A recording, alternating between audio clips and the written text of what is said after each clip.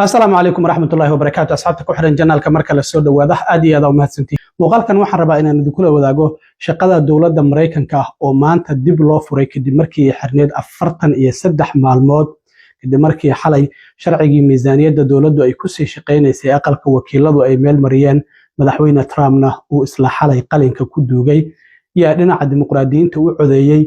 yaa diiday dhinaca Republicaankana imisa u codeysay imisa ayaa diiday ayaan idin la wadaagaya Trump markii uu saxiixayay dimuqraadiyiinta ayaa waxa uu ku eedeeyay in mas'uul ka ahaayeen xirnaashaha dawladda shalay waxa la dhaariyay xildhibaanada la yiraahdo Adalita Grijalva codka kaliya oo ka dhimanaya ahayd mooshin ay 217 xubnood hore u saxiixeen si loo soo daayo Epstein Files aqalka cad waxay ku dadaalayaan sidii aan loo soo bandhigi lahayn Epstein Files shalay xubnaha dimuqraadiyiinta ee ku jira guddiga la xisaabtanka dawladda waxay soo bandhigeen email muujinaya in Trump uu wax ka ogaa arrinta gabdhaha uu ka ganacsan jiray Epstein waa Jeffrey Epstein iyo waliba emailadaasi oo Trump magaciisa dhowr jeer uu ka muuqanayay inuu u muuqatay in rakaato ama blackmail Trump lagu haystay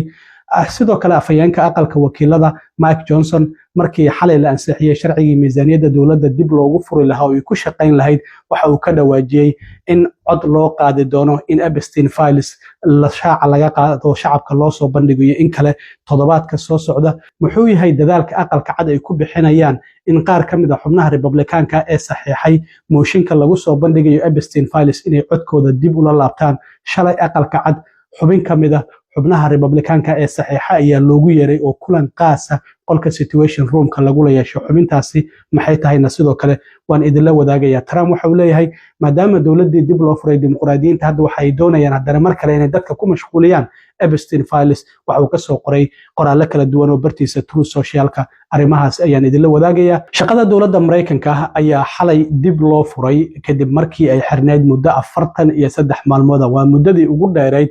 oo shaqada dawladda Mareykanka ay xakad ku jirto waxana isniintii ay aqalka sanadku meel mariyeen miisaaniyadda dawladdu ku dhawaad 2 bil iyo bar ay ku sii shaqeynayso ilaa 30 bisha January ee koobaad ee sanadka ssoo socday 2026 aqalka wakiilada ayaa shalay la hordhigay waa ay ka doodeen waxayna ku ansixiyeen 222 cod 209 waa ay diideen waxa uu codeeyay 216 oo xisbiga Republicaanka iyo 6 dimuqraadiyiin halka sidoo kale 207 dimuqraadiya ay diideen iyo waliba 2 Republicaana sidaas darteed ayuu sharcigu ku meel maray xubnaha dimuqraadiyiinta ee sharcigaasi ee 6 ah ee ku raacay xisbiga Republicaanka ayaa waxa ay kala yihiin Jared Golden oo Maine laga soo doorto Adam Gray oo California laga soo doorto Marie Gulson Camberes oo Washington State laga soo doorto Don Davis oo North Carolina laga soo doorto Henry Cuellar oo Texas laga soo doorto iyo Tom Suozzi oo New York laga soo doorto halka sidoo kale labada xubnood ee Republicaanka ee diiday miisaaniyadda dawladdu ay ku sii shaqeynayso ay kala ahaayeen Thomas Massie oo Kentucky laga soo doorto iyo Greg Steube oo sidoo kalena Florida laga soo doorto markii sharciga la meel mariyay isla markiiba maadaama aqalka Congress iyo aqalka cadaysan kala fogeyn waxa loo geeyay madaxweyne Trump oo sugayay in uu saxiixo halkaas ayuu qalinka ku duugay ka hor intii uusan saxiixinna waxa uu eeda mas'uuliyadda xirnaashaha dawladda muddada 43 maalmood oo dusha ka saaray xisbiga dimuqraadiga waxa uu u mahadceliyay xubnaha Republicaanka ee labada aqal iyo waliba 8 xubnood oo dimuqraadiga ee aqalka sanadka ku raacay xubnaha Republicaanka ee sharcigaasi 60 cod uu ku meel maro waxana uu ugu baaqay xubnaha sanadka in meesha laga saaro sharciga filibusterka oo uu ogolaanaya xisbiga aqlabiyadda iska leh in majority yar ay ku meel mariyaan oo simple majority oo 51 coda sharciyada qaar muhiimka sharciyada hadda miisaaniyadda oo kale waxa qasab ah xisbiga aqlabiyadda leh hadii uusan 60 cod haysan inuu taageero ka helo xisbiga kale ee aqlabiyadda yar ee aqalka sanadka iska leh sidaas darteed ayaa 60 cod loogu baahnaa dimuqraadiyiintana ay u diidanayeen marka waxa uu leeyahay 2 bilood iyo bar kadib haddana bartan ayaan soo istaagi doonaa oo waxa la doonayaa in miisaaniyad maadaama miisaaniyadda dawladdu ilaa iyo bisha 9 ee September sanadka 2026 bisha 9 soddonkeeda ay ku eg tahay waxa loo baahnaan doonaa 9 bilood oo kale miisaaniyadda dawladdu ay ku sii shaqeyso marka waa kan markii aqalka wakiiladu sharciga ay meel mariyeen miisaaniyadda dawladdu ay ku sii shaqeynayso oo lagu dhawaaqayay iyo madaxweyne Trump markii uu saxiixayay bal ila daawada On this vote, the yeas are 222, the nays are 209. The bill is passed. The motion is adopted. Without objection, the motion to reconsider is laid on the table. So with all of that, I just want to tell you the country has never been in better shape. We went through this short-term disaster with the Democrats because they thought it would be good politically. And it's an honor now to sign this incredible bill and get our country working again. Thank you.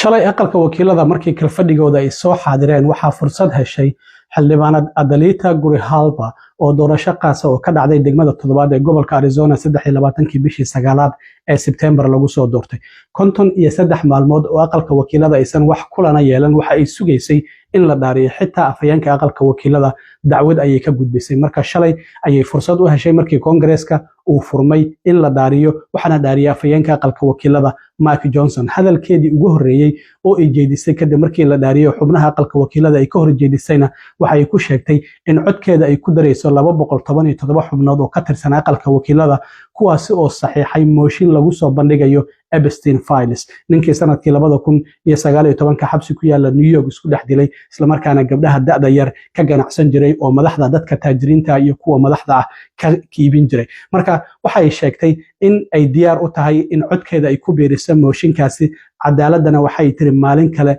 lama sii sugi karo marka hadda maadaama miisaaniyadii dawladda laga soo jeestay hadda waxa lagu jeestay marka soo bandhigista Epstein Files xubna Republicana marka ayaa ku jira in saxiixan mooshinka oo in lagu soo bandhigo Epstein Files Trump iyo waliba aqalka cadna waxa ay doonayaan in aan la soo bandhigin arintan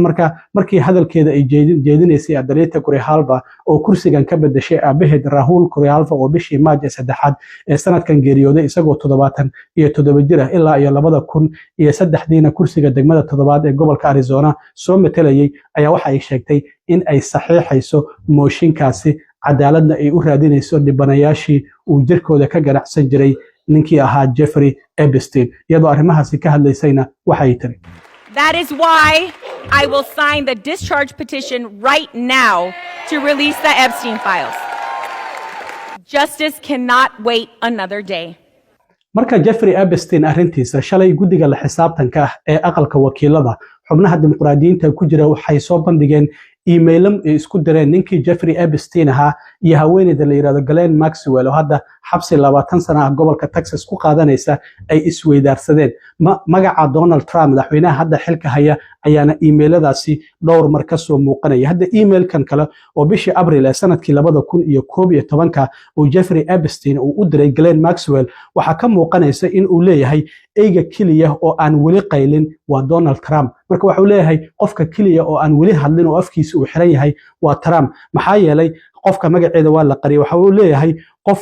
dumar ah ayaa waxa uu la joogay gurigeyga muddo saacadaha marka arinta meeshaas waxa ka muuqanaya in Trump uu kamid ahaa dadka gabdhahaasi laga iibinayay walow Trump arintaasi uu inkirayo uu leeyahay ninkaasi 2004 ayaan kala tagnay markii qasriga Mar-a-Lago dad ka shaqeynay oo gabdhahan arkay in uu wadanayo marka xilligaasi ayaan isku dhacno muddo 10 sano iyo ka badan saaxiib ma aanan ahayn emailada kale waxa sidoo kale ka muuqanaya in uu Trump lagu leeyahay ay leeyihiin waxaan ognahay Trump sidoo uu wasaq u yahay marka waxa muuqanaysa in Trump arintan uu wax ka ogaa oo faran laga hayay isla markaana rakaato ama blackmail ahaan lagu haystay aqalka cad afayeenka aqalka cadna haweeneyda la yiraahdo Caroline Levitt shirkeeda jaraa'idlaha oo shalay qabatay waxa ay tiri emailadaasi ma muujinayaan in uu wax dambi ah uu leeyahay madaxweyne Trump marka aqalka cad waxa ay ku dadaalayaan hadda sida inta kale ee Epstein Files-ka ee la hayo Congress-ku aysan u soo bandhigin oo shacabku aysan u ogaanin waxa jirta shalay aqalka cad in loogu yeeray haweeneyda la yiraahdo Lauren Boebert oo Republican oo laga soo doorto Colorado waxaana la geeyay qolka situation room-ka muddo saacadaha waxa la kulmayay wasiirka cadaaladda Pam Bondi iyo taliyaha FBI-da Kash Patel waxa laga dhaadhicinayay